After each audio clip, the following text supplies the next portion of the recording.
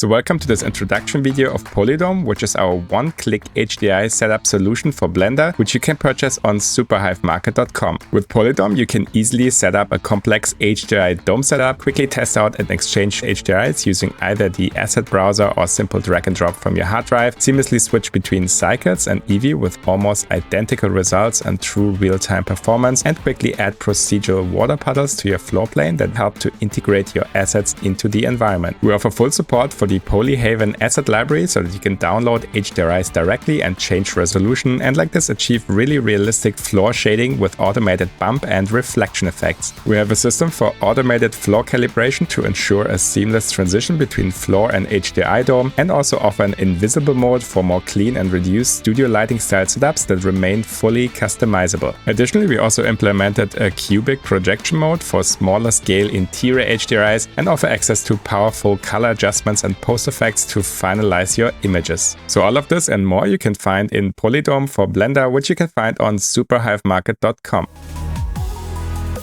So welcome to this introduction video where I'm going to show you how you can use our Blender add-on Polydome for your work. And here you can see I have a simple scene prepared already. This is how your normal Blender file would look like if you just load some HDRI into your world shader. You can see you have the shader here set up in your environment.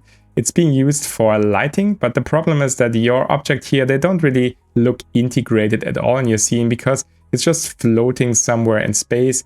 You can see if I zoom in and out, it's not really changing the perspective. I don't really have any shadows on the floor and so on.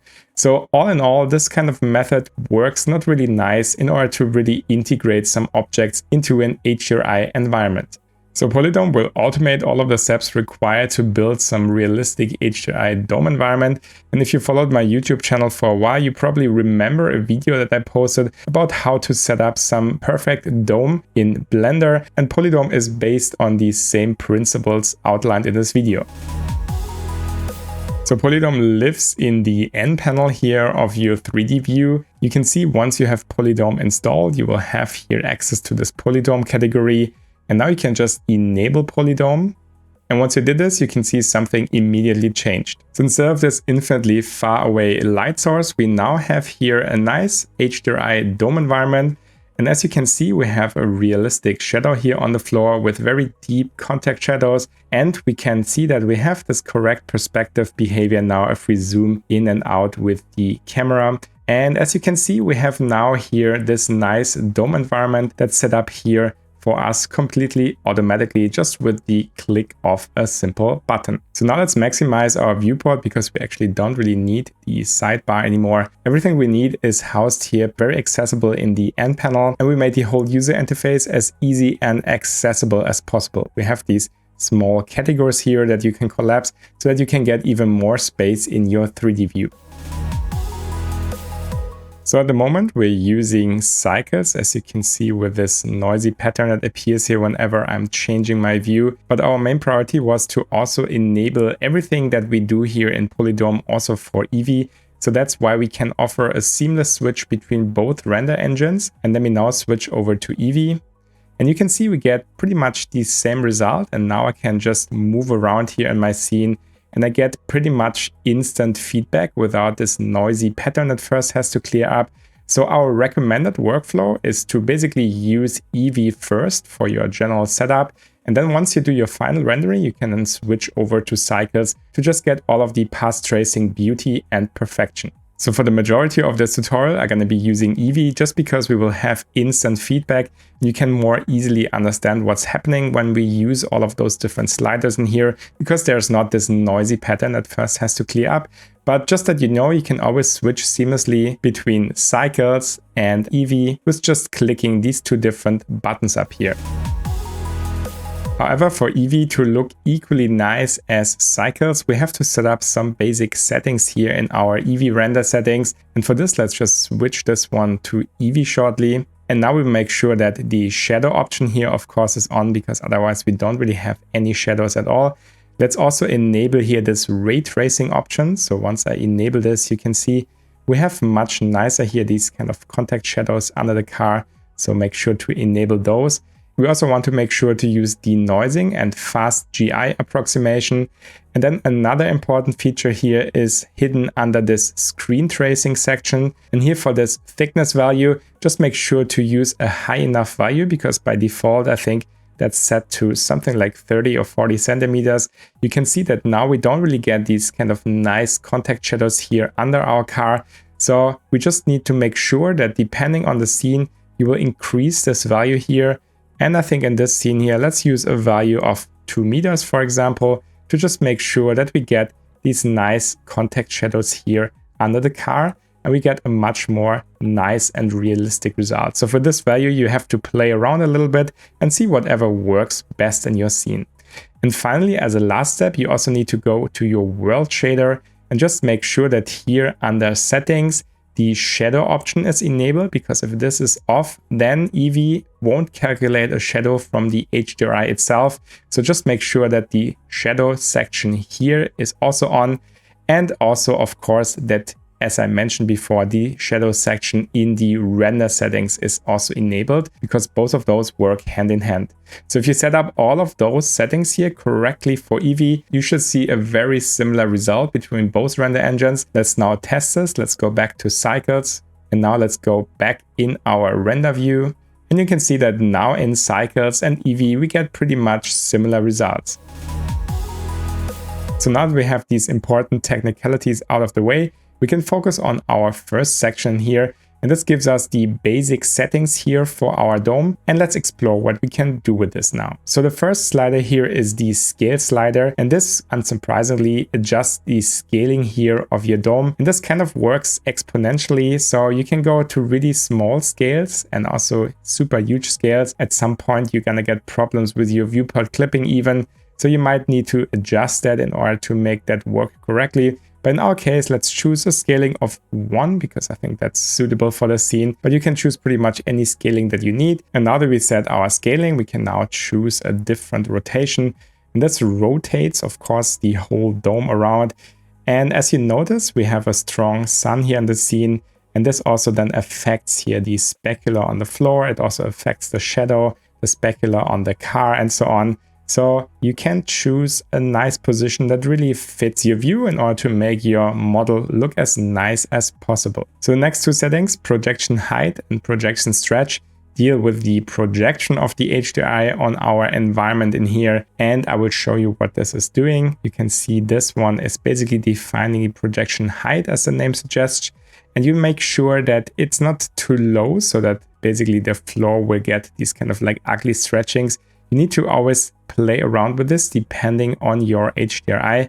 And the projection stretch is basically just stretching the HDRI along the vertical axis here basically. So you can play with those two settings here in order to get something that looks nicest from your camera view.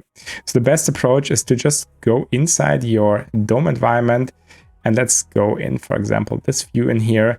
And now we can play around with this and see at what point we will get a very nice result. And I think in this scenario here for this HDRI, these kind of settings here work maybe quite nicely already. But as said, this needs to be tweaked depending on each HDRI that you're using, because the distance in the HDRI, like how wide the environment is and so on, is always different in every HDRI. So this might need to be adjusted depending on whatever HDRI you want to use. So now that we understand those very basic functions, we can also easily reset them by just pressing on the reset button in here. And now finally, let's understand how we can easily swap out different HDRIs here, in order just to try out quickly different environments, which is one of the main features of Polydome.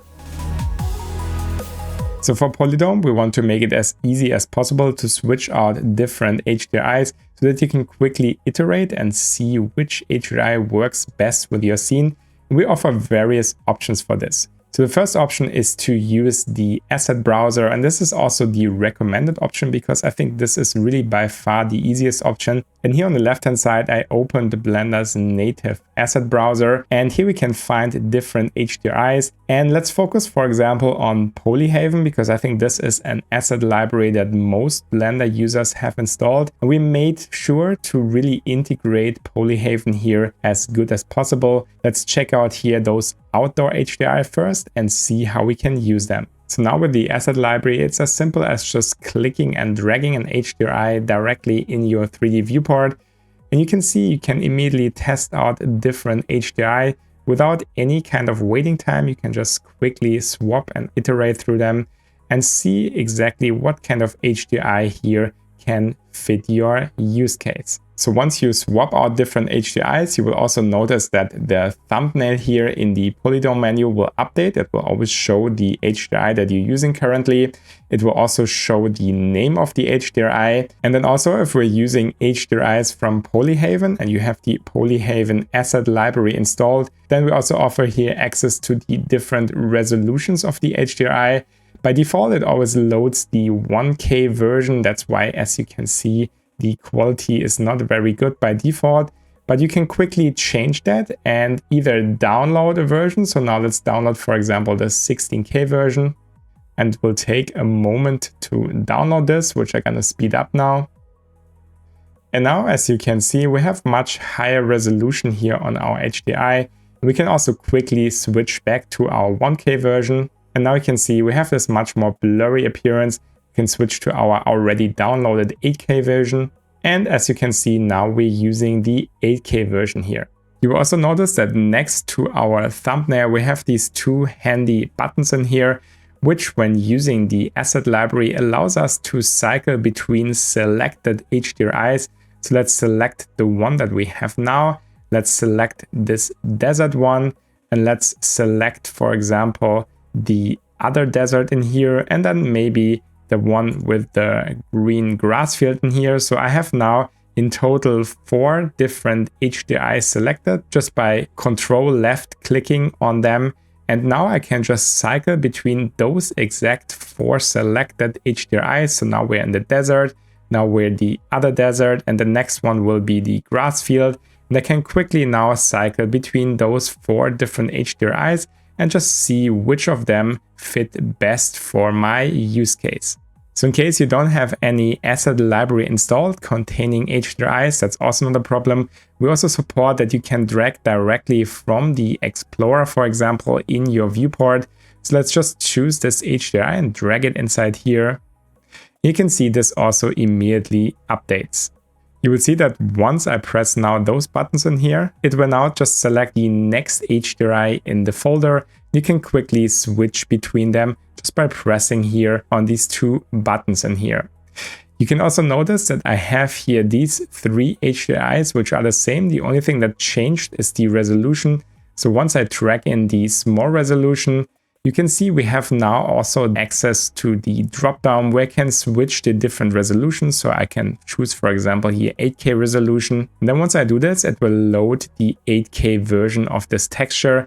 And the previous and next button will basically ignore the different resolutions that you stored from the same HDRI. You can just quickly go through the other HDRIs without having to cycle through different resolutions. The resolutions you can just cycle here in the dropdown if they're available. As you can see for this texture here, we only have 1 resolution stored.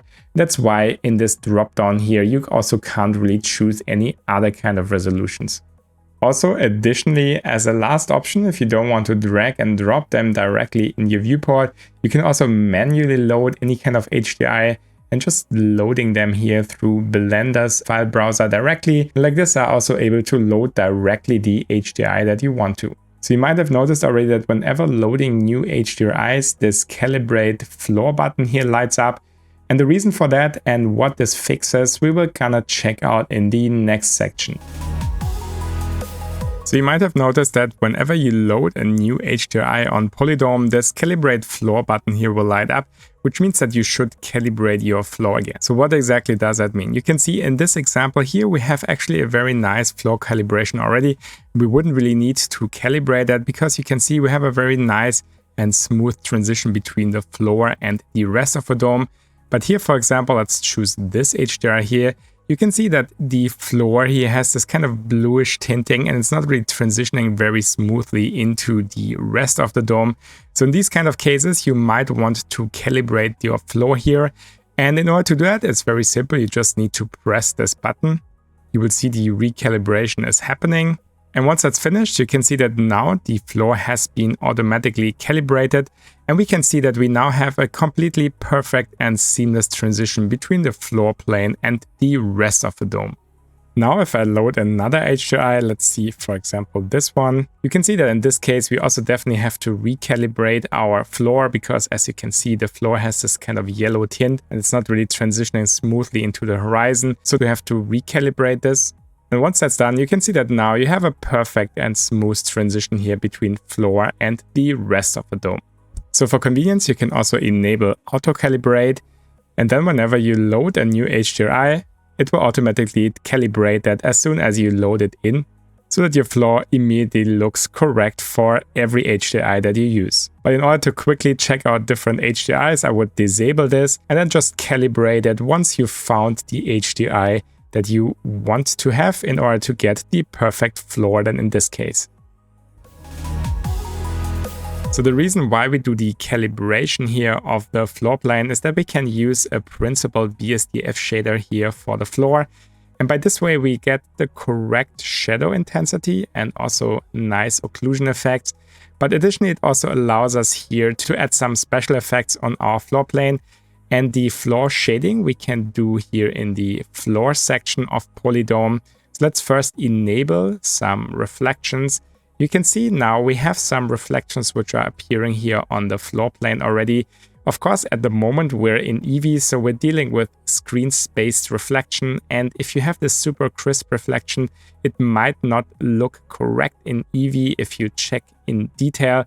But if you switch to Cycles, you can see that now, since we have proper ray traced reflections, of course, you don't get these kind of issues anymore. However, let's go back to EEVEE, because I want to show you that this actually is not really an issue, because normally you wouldn't really have this super crisp reflections here on the floor. You will always blend it in with the texture of the floor.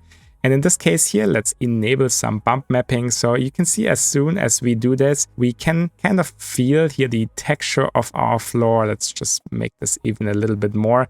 And this kind of breaks up here our reflections quite nicely. And you can see you don't really notice these kind of like issues anymore that you had when we had this very crisp reflections, because now everything is kind of like broken up a little bit, and it kind of helps to really integrate everything. And you can do that quite nicely in EEVEE as well. So using the reflect blend, we can kind of blend in our reflection and gear it more towards the center of the scene.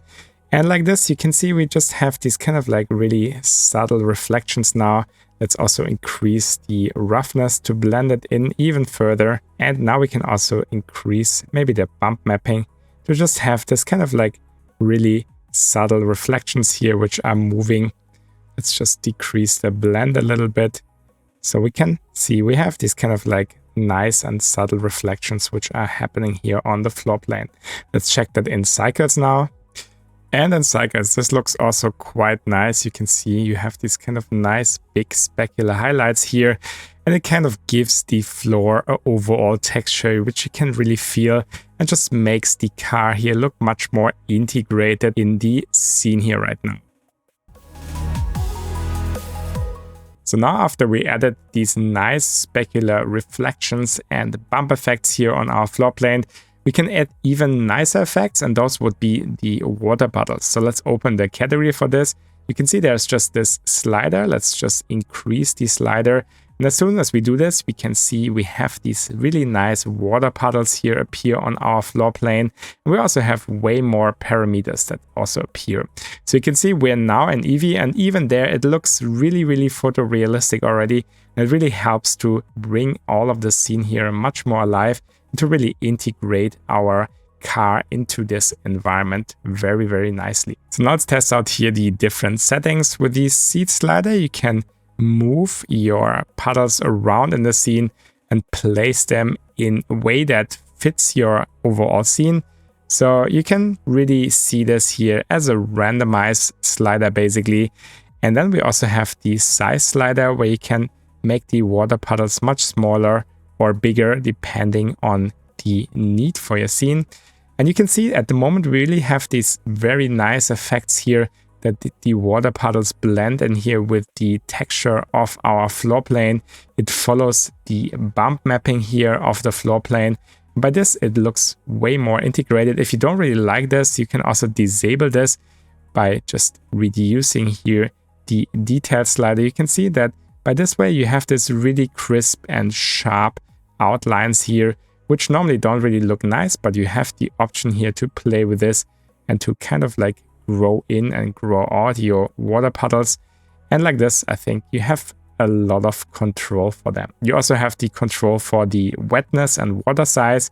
So you can grow the wetness or shrink the wetness. You can do the same for the water. You can grow and shrink the water.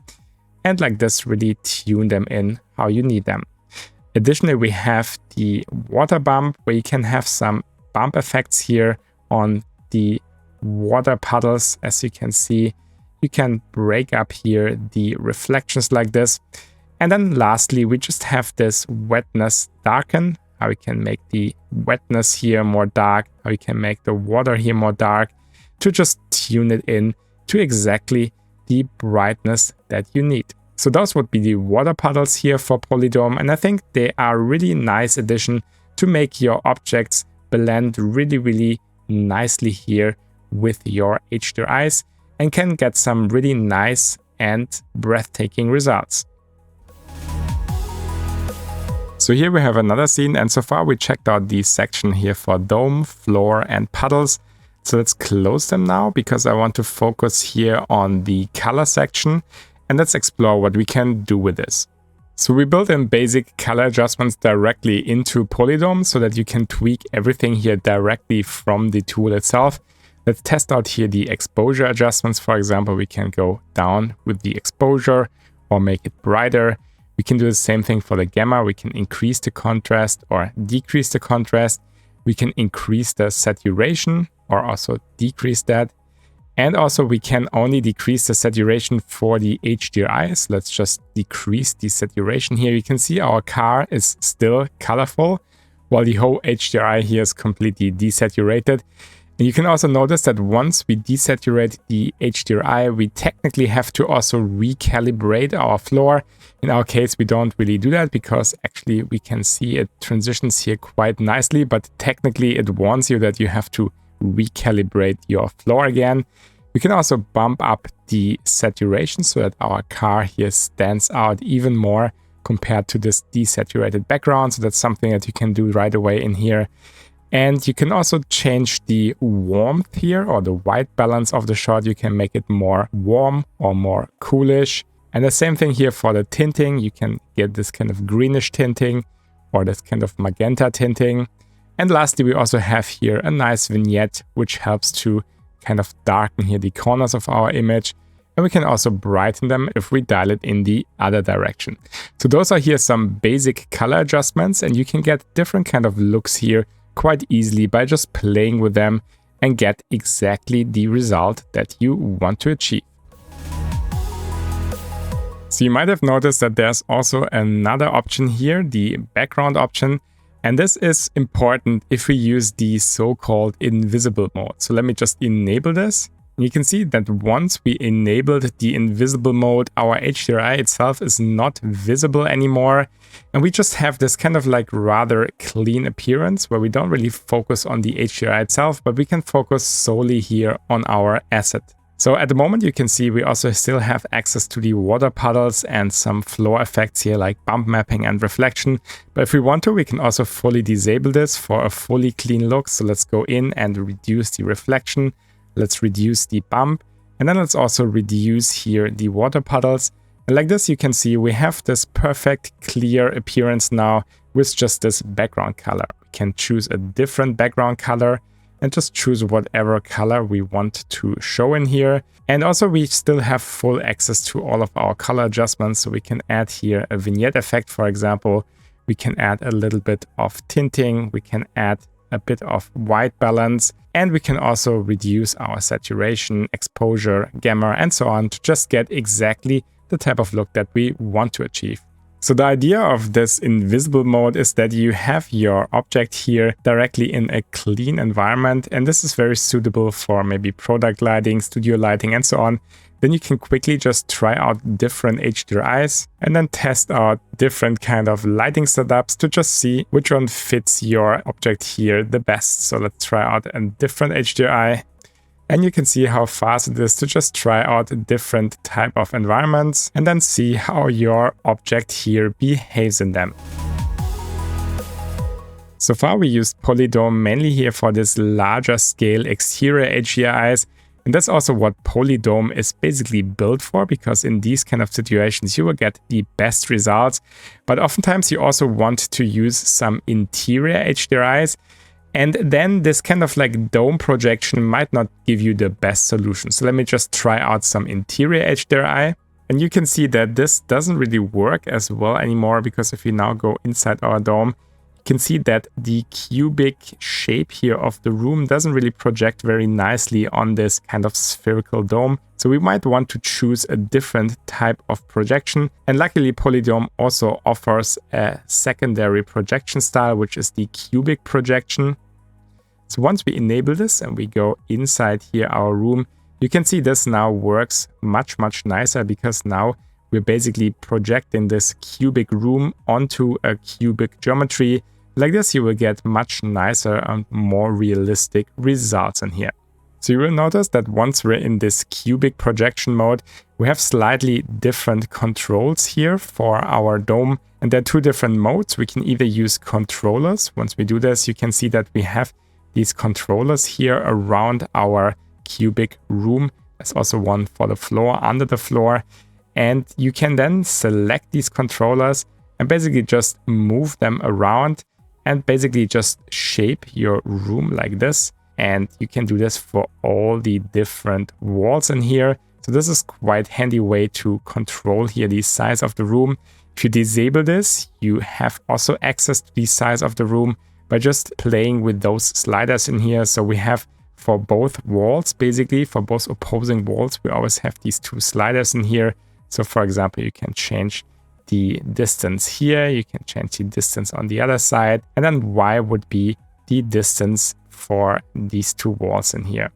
And then Z, of course, also for the ceiling and for the floor. So you can make the ceiling go higher, for example, and so on. So this is how you can kind of control here the room using these two different types of controls.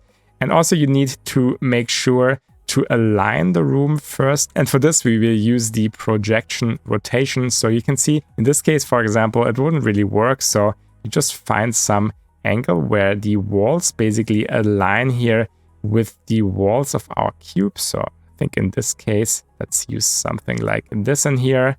And then you can see this works quite nice. I think maybe our ceiling is a little bit too high. We can make our ceiling a little bit shorter. And the best way to fine tune this is to just go inside your cube and see how the result here looks like. Let's also maybe change this wall here a little bit. And then the other wall, I think let's just move that slightly to here.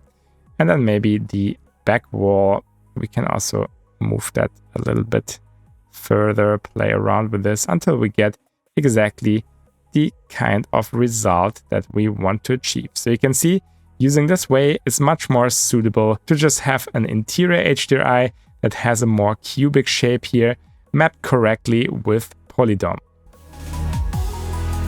So this was our introduction to our Blender add-on Polydome, which you can find on superhivemarket.com. So let's quickly summarize all the important features again. With Polydome, you can easily set up a complex HDRI dome setup, quickly test out and exchange HDRIs using either the asset browser or simple drag and drop from your hard drive, seamlessly switch between Cycles and EEVEE with almost identical results and true real-time performance, and quickly add procedural water puddles to your floor plane that help to integrate your assets into the environment. We offer full support for the Polyhaven asset library so that you can download HDRIs directly and change resolution, and like this achieve really realistic floor shading with automated bump and reflection effects. We have a system for automated floor calibration to ensure a seamless transition between floor and HDRI dome, and also offer an invisible mode for more clean and reduced studio lighting style setups that remain fully customizable. Additionally, we also implemented a cubic projection mode for smaller scale interior HDRIs and offer access to powerful color adjustments and post effects to finalize your images. So all of this and more you can find in Polydome for Blender, which you can find on superhivemarket.com.